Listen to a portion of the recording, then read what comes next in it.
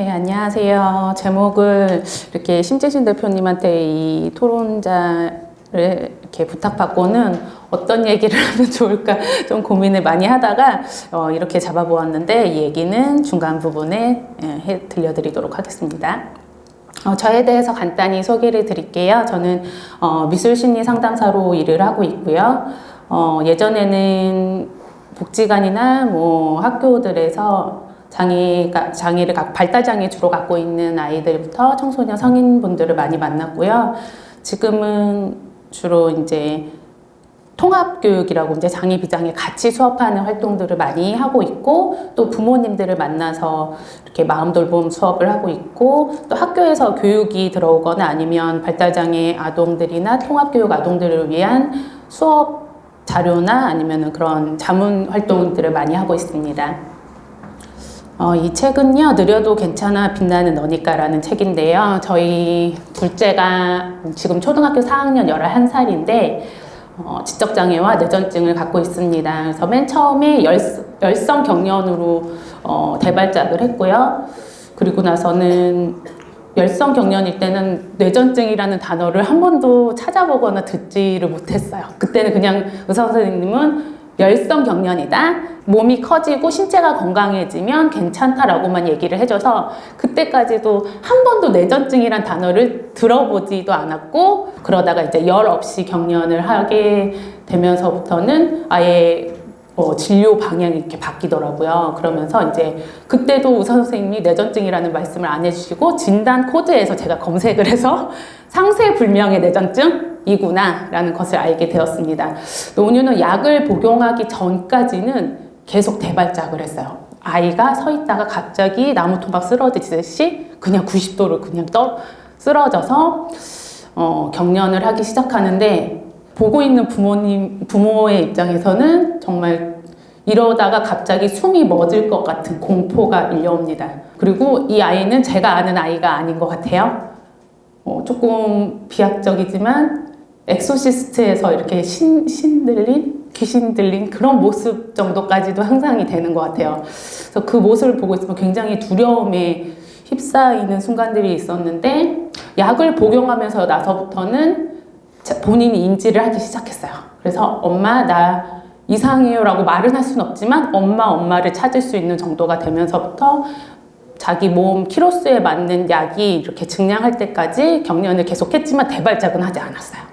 네, 그래서 그런 모습들을 보면서 아이를 키웠는데, 제가 자라온 생활과는 너무 다른 차별을 아이의 지적장애보다 뇌전증 때문에 먼저 제가 경험을 하게 되더라고요. 그러면서부터 이건 좀 내 주변에 똑같은 케이스들이 너무 없어서 나눌 사람이 없으니까 좀 알려야겠다라는 생각으로 글을 쓰기 시작한 한 4년간의 과정들이 담긴 책입니다. 그래서 이 책으로 이야기를 많이 나누고 있고, 이렇게 장애 관련 일러스트들을 그려서 알리거나 아니면 통합교육 모임 와이낫이라고 통합교육 안에서의 이 아이들이 장애를 갖고 있거나 질병을 갖고 있는 아이들이 어떻게 섞여서 함께 잘 살아야 된다, 그런 목소리들을 많이 내고 있는 그냥 자조 모임입니다. 네, 그런 모임들을 운영을 하고 있습니다. 그래서 책을 출간하고 나서부터는 좀 부담감이 생겼어요. 뭔가 책도 잘 팔려야 될 것 같고, 그래서 막 매년 퍼플데이에 막 홍보를 하기 시작을 했어요. 그래서 매년 똑같은 걸 하면 안 되니까 막 자료를 찾기를 시작을 했습니다. 자료를 찾다가 보니까 이 용어를 알게 된 거예요. 그 전까지는 한 번도 정말 생각해 본 적이 없었는데 지랄이 이런 걸로 온 거라고? 를 검색하면서부터는 이 용어가 안 좋은 용어인지는 알고 있었지만 이거를 지칭하는 거라고는 생각을 해본 적이 없었던 것 같습니다. 근데 그러고 나서부터는 저는 이 용어가 아이의 그 대발작 모습이랑 너무 연상이 되는 거예요. 아이는 자기가 경련하는 모습을 인지를 못하고 그냥 앞과 후에 후유증만 갖고 있지 그 모습을 보는 거는 저잖아요. 이 용어가 지칭하는 본인도 컨트롤할 수 없고 주변인도 도움을 줄 수 없는 그 상황에 대한 거는 저는 공감하기가 참 어렵다고 생각을 하기는 합니다. 하지만 이 용어를 들을 때마다 저는 그게 자꾸 연상이 되는 거죠. 그래서 그 이후부터는 자꾸 드라마나 영화나 사람들이 얘기할 때 그 단어가 꽂히기 시작을 해요. 이거는 작년인가 재작년에 이제 39이라는 그 39의 옆 그 친구들 3명이 나오는 드라마였는데 거기서 너무 찰지게 그 배우가 너무 많이 쓰는 거예요. 그래서 제가 게시판에 들어가서 이 용어를 지금 뭐 촬영 다 했겠지만 지금 새로 하는 촬영본이라도 조금 빼주시면 안 되냐라는 글을 쓰려고 게시판에 들어갔습니다. 근데 게시판에 지랄 용어를 쓸 수가 없다고 이렇게 불가능합니다 라고 나오는 거예요. 그래서 와, 너무 또 충격인 거예요. 드라마는 현실감을 담아야 되기 때문에 쓸 수 있지만 텍스트로는 남길 수 없다. 이건 뭐지? 그러면서 지 띄고 랄 이렇게 뭐 이렇게 해서 올리긴 했거든요. 그래서 엄마들이랑 같이 막 올리면서 이거 쓰지 말아주세요 하지만 방송국에서는 꼼짝을 안 하죠. 그런 상황들이 있었고, 이거는 이제 교육과 실천이라는 선생님들이 주로 출간을 하시는 출판사의 책이거든요. 작년에 나온 책인데 저자가 선생님이고 다 교육계 쪽에 있는 사람들이 이 책을 출간을 하면서 정말 많은 사람들이 제목을 두고 고민을 했을 텐데 어떻게 지랄과 발광을 쓸 수 있지라는 생각이 들었어요. 근데 다른 책들은 다른 육아서적 같은 거, 그리고 사춘기를 다루는 서적, 그런 데는 정말 많이 쓰이지만 이 출판사에서조차 어떻게 이렇게 분별 없이 쓸 수 있는지가 너무 화가 나고요. 근데 막 또 찾아보니까 굉장히 지식인들도 그 지랄 총량의 법칙, 그거 토요일 날 말씀하셨던데 그 단어를 또 너무 잘 갖다가 막 기사에도 쓰시고 막 그러는 거여서 정말 이게 이 용어가 정말 무분별하게 사용이 되고 있구나라는 것들을 또 느낄 수 있었고, 이거는 최근에 굉장히 히트를 쳤던 정신병동에도 아침이 와요라는 드라마에서 이거는 또 39이랑 또 다른 것 같아요. 왜냐면 정신과 의사 3명이서 있는 상황에서 2명의 의사가 계속, 이 여자분 의사가 계속 쓰는 말이긴 한데, 야, 쟤 왜 저러냐? 이런 거 보고서, 야, 지랄병이지. 뭐 이러면서 그 지랄을 지랄 너무 많이 쓰는 거예요. 한 컷에서. 그래서 이거는 너무 심하지 않나. 본인들이 만나는 환자나, 만나는 사람들이 정말 발작하는 모습들을 정말 많이 볼 텐데, 이게 꼭 뇌전증뿐 아니어도 저희 어머니도 약물이 갑자기 너무 몸 안에 뒤섞이시면서 경련을 하셨거든요. 그건 누구나 정말 많은 사람들이 일시적으로도 할 수 있는 상황의 모습을 보고 정신과 의사가 이렇게 얘기할 수 있다고 이렇게 얘기를 하면은 다른 사람들은 야, 드라마잖아. 왜 이렇게 빡빡하게 굴어. 하지만 이게 누군가에 의해서 검열을 분명히 당했을 거 아니에요. 왜냐면 의학적 정보를 다루는 거기 때문에. 그런 거에서조차도 이렇게 담는다는 거에 대해서 너무 분노했지만 다른 너무 긍정적인 효과들이 많았기 때문에 다 묻혔습니다. 저는 주일마다 이제 기독교인이어서 교회를 가는데요. 성경에 이제 옛날에는 이렇게 여러 가지 이제 장애인을 지칭하는 용어들이 있었습니다. 근데 굉장히 성경들이 엄청 번역이 많이 되면서 용어들이 엄청 많이 변해서 뭐 개정 100개, 뭐 현대인의 성경 뭐 이런 것들이 많이 있음에도 불구하고 장애인을 칭하는 용어는 바뀌지가 않는 거예요. 너무 예배를 드릴 때마다 너무 화가 나고 분노해서 말씀의 은혜를 받을 수가 없어요. 그래서 저는 지금 대예배를 드리지 못하고 있고 아이만 이제 예배당에 들려보내고 저는 바깥에 있는데 이런 목소리들이 너무 작고, 야, 그거는 옛날에 엄청 오래전 성경에 있는 그냥 고유한 명사 같은 거야. 그거를 뭐 이렇게 바꾸려고 하냐. 이런 시선으로 보기 때문에 정말 교계에서의 성경책에 가로라도 해서 이렇게 들어갔으면 좋겠지만 들어가지 않는다는 거가 굉장히 저는 언어적으로도 굉장히 많은 영향력을 미친다고 생각을 하고 있습니다. 정말 많이 사용이 되고 있고요. 정말 어제도 그냥 편의점에서 딸을 기다리면서 이제 배고파서 라면을 먹고 있는데 옆에 5학년, 6학년, 초등학교 5학년, 6학년인 아이들 3명이서 라면을 먹고 있었어요. 여기 있는 말이 그냥 다 들리는 거죠. 근데 지랄지랄도 몇 번 들렸어요. 그래서 너무 제가 막 이렇게 상처를 막 저한테 하는 말이 아님에도 불구하고 너무 이렇게 민감하게 들리니까 힘들었는데, 이 친구들이 또 라면을 쏟아갖고 점주님한테 가서 말을 할 때는 이런 용어들 하나도 안 쓰고 너무 예쁜 용어들을 쓰는 거예요. 그러니까 이 친구들이 꼭 부모님이나 다른 상황 아니고서도 요즘 유튜브에서 너무 이런 용어들이 그냥 무분별하게 그냥 업데이트 되고 있고, 지랄 관련해서는 요즘은 발작 버튼 온? 발작 버튼 온 이런 단어들이 인터넷 상에서는 굉장히 또 많이 쓰인다고 해서 신조어들이 또 생겨나겠구나 뭐 이런 생각도 드는 것 같습니다. 저는 발달장애 부모님들을 주로 만나다 보니까 발달장애를 갖고 있는 아이들이나 청소년과 성인은 다른 비장애인보다 뇌전증을 갖고 있을 경우가 굉장히 많고요. 또 살아가면서 발병할 경우가 퍼센트로 굉장히 높게 나타나고 있어요. 그래서 어머님들이나 부모님들이 굉장히 직간접적으로 연관성이 있는 분들이십니다. 제가 이 토론을 준비하면서도 한 달 정도 준비를 그냥 이렇게 제 삶 속에 했는데요. 그 와중에도 저희 와이낫 모임에서 초등학교 3학년 아이가 뇌전증 진단을 받았어요.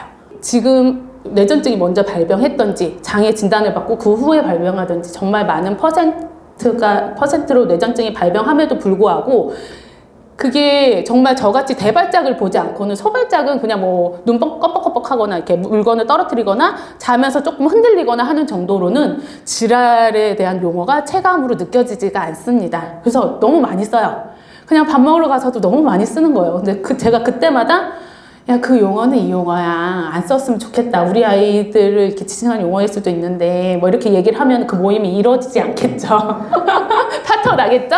걔는 나를 만나기 싫어하고 저는 걔를 만나는 게 되게 부담스러워져서 점점 저희들의 사이는 멀어질 거예요. 그래서 그런 자리에서는 얘기를 하지 않는데요. 친밀한 집단에서는 저는 나눌 수 있다고 생각을 했어요. 평소에 저희 와이낫 안에서는 뭐 단톡이 거의 한 1000개 뭐 이렇게 오가는 굉장히 활발한 그런 톡방에서는 나눌 수 있을 거라고 제가 생각을 하고 있었던 거죠. 그래서 이제 한 어머님이 막 이렇게 남편이 돈을 펑펑 쓴 거예요. 그래서 돈질을 하지 말라고 쓴 거예요. 그래서 왜 다른 분들도 막 이렇게 댓글을 달았는데 제가 이제 그때 아우 지랄 안 돼요 노노노 라고 적은 거죠. 그러니까 저는 이제 굉장히 유머러스하게 넘기고 싶어서 하지만 알리고는 싶어서 얘기를 하면서 포스터도 이제 공유를 하고 저 토론자로 대전에 뜹니다 뭐 이런 것도 얘기를 했어요. 이분께 제가 나중에 전화를 드려서 여쭤봤어요. 솔직하게 그때 어땠어요? 이렇게 여쭤봤는데 본인은 부끄러웠다고 얘기를 하셨어요. 이거를 본인은 몰랐고 내가 자폐 아이를 키우고 있는데 이거에 대해서 무지했던 게 부끄러웠다라는 이야기를 해주셨습니다. 그래서 덕분에 저는 이 포럼을 준비한 게 굉장히 도움이 많이 됐는데요. 이 전까지는 그냥 퍼플데이, 뇌전증의 날 이런 때만 뭔가 나눌 수 있었다면 이거는 지금 이 타이밍은 아무것도 없는 때잖아요. 근데 이런 이제 토론회가 있다, 이런 자리가 있다 라면서 주변 사람들과 정말 조금 심도 있는 이야기를 할 수 있었어요. 그래서 저희 와이낫에서도 이런 얘기를 하고 제 페이스북이나 인스타그램, 블로그에서 이 포스터를 올리면서 또 얘기들을 많이 할 수 있어서 정말 좋은 시간이었다라는 생각이 들었고요. 그러던 와중에 한 분이 제가 이제 이 타이틀에서 고민을 하고 있었어요. 대체 용어가 난리로는 이게 어감이 전달이 안 된다는 거예요. 그럼 대체 용어가 없다는 거예요. 얘를 표현할 수 있는 대체 용어가 있으면 그걸 쓰겠대요. 근데 그게 없어. 그러면 그냥 이거를 표현할 수 있는 거 이거밖에 없기 때문에 이걸 쓰겠다. 라는 얘기들을 계속 들으면서 대체 용어를 꼭 있어야 돼? 라는 고민들을 계속 하다가 비욘세 영상을 이렇게 누가 보여주셨어요.